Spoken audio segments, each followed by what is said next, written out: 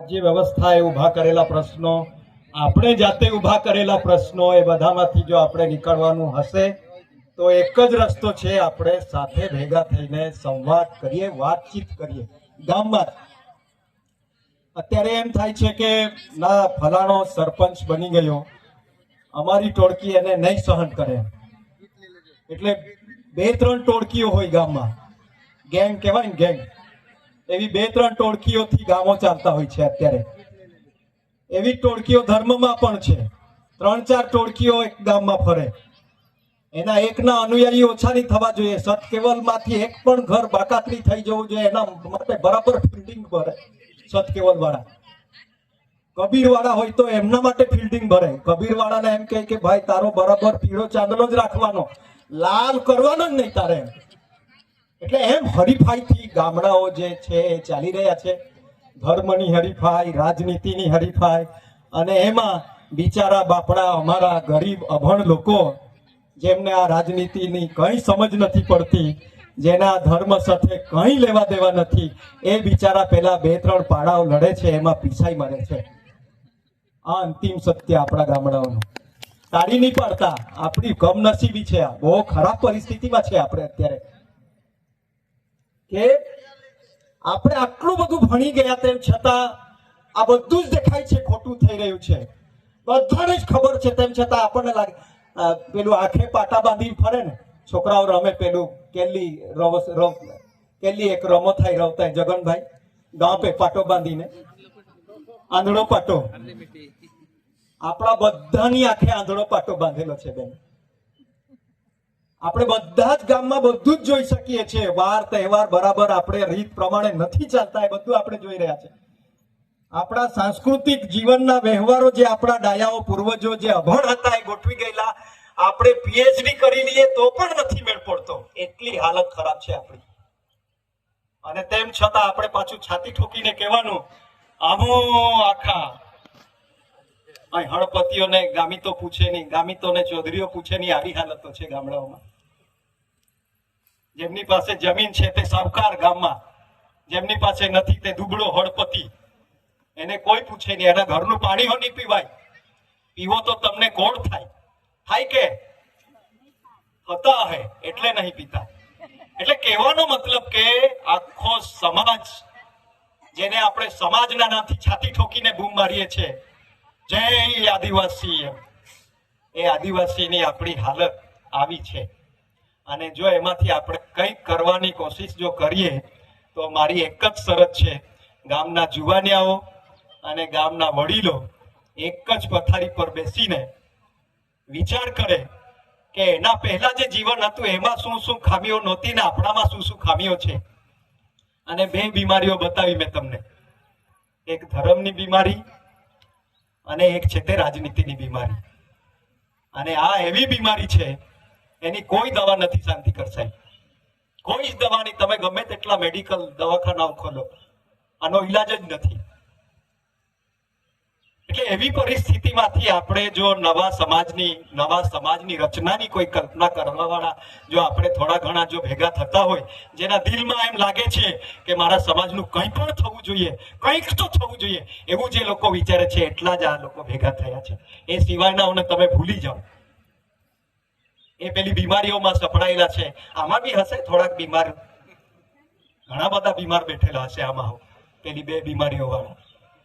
એટલે એવી પરિસ્થિતિમાંથી આખો સમાજ જઈ રહ્યો છે. અને એમાં આપણે બધા હવે શું કરી શકીશું? મતલબ કે નાવડી તમે સમુદ્રમાં પાડી દો, જહાજ સમુદ્રમાં ઉતારી દો, અને પછી અધવચ્ચે જઈને જહાજ કોઈ પથ્થર સાથે કે કોઈ બીટ સાથે અથડાઈ જાય અને જહાજ તૂટી જાય, પાણી ભરાવા માંડે, અને જેમને તરતા આવડે એ પહેલા કૂદી પડીને ભાગવા માંડે, અને જેમને નથી તરતા આવડતું એમાં અંદર રહી જાય. એવી હાલત છે આપણા સમાજની. જેમને આવડે છે તરતા એ લોકો આપણને છોડીને ચાલ્યા. કોઈને ગામમાં રહેવું નથી. અમારા ગામનો શિક્ષક એ મોહપાડામાં નહીં ઘર બનાવે, એ માંડવીમાં પ્લોટ ખરીદે. અમારી જહાજ ડૂબતી છોડીને એ ભણેલો, જેના ઉપર અમારી આશાઓ હતી કે આ કંઈક કરશે, અમારી જહાજ પેલે પાર કરશે, એમ જેના માટે અમે સપના જોતા હતા, એ અમારા ગામની જહાજ છોડીને માંડવીમાં પ્લોટ ખરીદે, એ અમારી જહાજ છોડીને એ ક્યાંક બીજે વ્યારામાં પ્લોટ ખરીદે, એવી હાલતમાં છીએ. એટલે આપણે જરાક આવા સંમેલનોમાં આપણે ભેગા થઈએ, છાતી ઠોકીએ, એ બરાબર છે, પણ ઘરને પાટલે ઓટલે ખાટલે બેસવું પડશે, તો જ સમાજ તૈયાર કરી શકાશે. આમાં તો ભાષણ જ થાય, બીજું કંઈ થાય નહીં. અને થોડા ઘણાને આપણે નચાવી લઈએ એટલે આપણે છાતી એમ ગદગદ થવા માંડે કે અમારું બધું હા હા હા હા એમ થવા માંડે. પણ નાચવા વાળાને ખબર નહીં, અને પેલા બૂમ મારવા વાળાને બી ખબર નહીં. પેલો ઈસુને વધ સ્તંભે ચડાવે છે અને બોલે છે બિચારો કે શું કરી રહ્યા છે, એમને ખબર નથી, માફ કરી દેજે એમ. તેવી હાલતમાં આપણે બધા છીએ.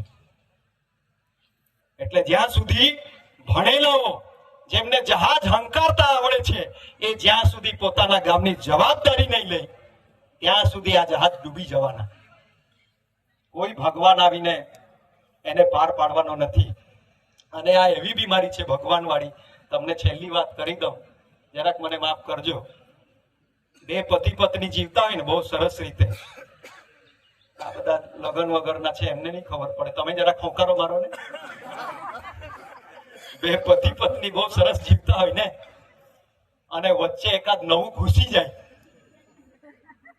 બે પતિ પત્ની બહુ સુંદર જીવતા હોય, પછી વચ્ચે એકાદ ઘૂસી જાય, પેલી હોય અથવા બેનો હોય, કોઈ બી ઘૂસી જાય વચ્ચે, અને પછી જે ટેન્શન વાળું ઊભું થઈ જાય, પછી આખું ઘર તૂટી જાય.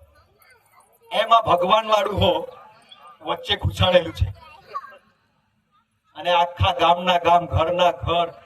અમારા ગુલામ બાબા હતા રંજનપુરમાં, એ સતીપતિ નામનો એક આખી એક વિચારધારા ઊભી કરેલી, ગુલિયા ભીલ.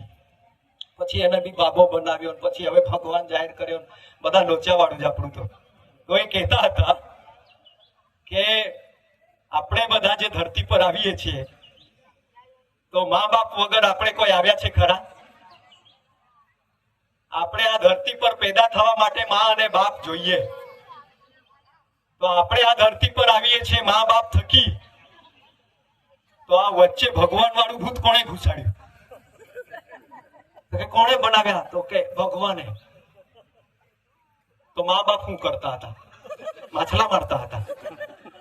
એટલે આ ભૂતને આજે ઘુસાડ્યું છે મા બાપ વચ્ચે, કે તમને મા બાપે નથી ઘડ્યા, તમને ભગવાને ઘડ્યા છે. જે ભૂત છે એને કાઢવું પડશે, તો જ મા બાપ અને સમાજ પ્રત્યેનો જે આપણો જે વ્યવહાર છે, આપણો જે પ્રેમનો નાતો છે, એને આપણે ફરી પાછો ઉજાગર કરી શકીશું.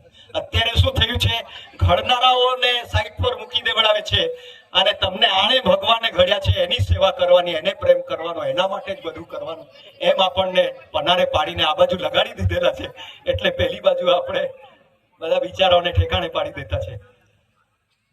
આ બધું આખું બગડેલું છે, અને બગાડમાંથી આપણે કેવી રીતે બહાર નીકળીશું, એના માટે મેં જે તમને કીધું કે આપણે ખાટલે પાટલે અને ગામડે ગામડે જ્યાં સુધી ભણેલા લોકો એમના ગામની જવાબદારીઓ, અત્યારે શાંતિકર સાહેબ રસ્તે વાત કરતા હતા કે એમણે જવાબદારી લેવાની કોશિશ કરી છે એમના ગામમાં પાટમાં, તો કઈ રાજનીતિ ચાલવા માંડેલી છે, શરૂ થઈ ગઈ છે. એટલે આ બધું આવશે, પડકારો, પણ જવાબદારી લેવી પડશે. આટલો સંદેશો છે 33માં આદિવાસી સાંસ્કૃતિક એકતા મહાસંમેલન, ગુજરાતના સ્ટેટના સંમેલન માટે મારો એટલો જ સંદેશ છે કે ભણેલાઓ પોતાના ગામની જવાબદારી લે, અને ડાયાઓ અને જુવાનિયાઓ એક પથારી પર બેસે, અને આ ભગવાન વાળું ભૂત એને જરાક થોડાક સમય માટે બહાર મૂકે. ઘરની પરસાડીની પેલી બાજુ સીડી એમ કે અમારે, તમારે શું કે ઘરનો પછવાડો વાળો ભાગ, અમારે સીડી કે કામ વગરની વસ્તુ સીડીમાં મૂકી દેવાની.